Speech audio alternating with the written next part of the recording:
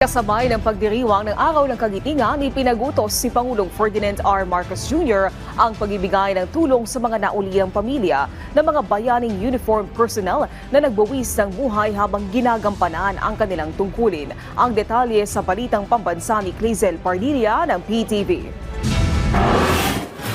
Hindi lamang mabuting asawa at responsableng ama, bayani rin kung ilarawan ni Lian ang kanyang mister matapos masawi habang nagsasagawa ng rescue operation nang humagupit ang bagyong Egay noong 2023. Bisan 2 linggo na duty, na vacation, pero pag tinawag siya, wala, aalis talaga siya. Kailangan niya po kasi mahal niya po yung trabaho po niya. 2 tama naman ng baril ang ikinamatay ng sundalong kapatid ni Karen matapos makipagbakbakan sa mga rebelde sa Zamboanga del Norte. 2019 ang mangyari ang insidente, kaya ang pangarap at ipinapatayong dream house ng kanyang kapatid naglaho na ring parang bula. Ang gusto talaga niya, yung bahay namin maayos. Kaya lang yung kasagsagan ng bagyo dun sa amin sa probinsya, lumubog yung lupa. Kaya nakuha na yung bahay namin. Sa pagdiriwang ng Araw ng Kagitingan, ipinag-utos ni Pangulong Ferdinand R. Marcos Jr.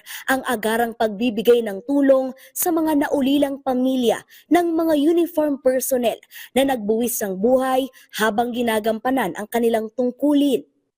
Sabi nila sa akin, masyado kasi mahaba ang proseso, mahaba ang komplikado, mga documentary requirements at kung ano-ano.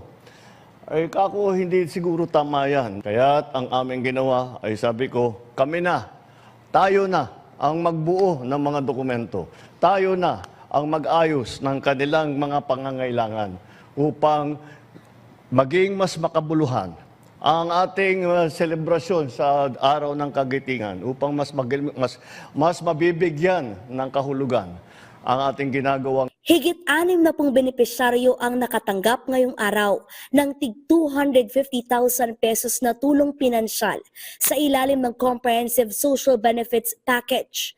Kabuang 500,000 piso ang iaabot sa kanila na ibibigay ng 2 tranche. Naglaan din ng iba't ibang uri ng benepisyo ang pamahalaan gaya ng scholarship, tulong medikal, kabuhayan at trabaho. Layo ng CBSP na makatulong sa mga naulilang pamilya ng mga uniform personnel na nasawi habang naglilingkod sa bayan.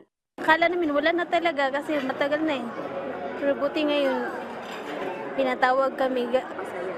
Sobrang saya po kasi nung 1 taon nawala yung bahay namin tapos ngayon may blessing na mga dumating. Sobrang helpful naman po. I mean, may iba na rin po kami na-receive and sobrang natutuwa po kasi isa doon yung education ng bata.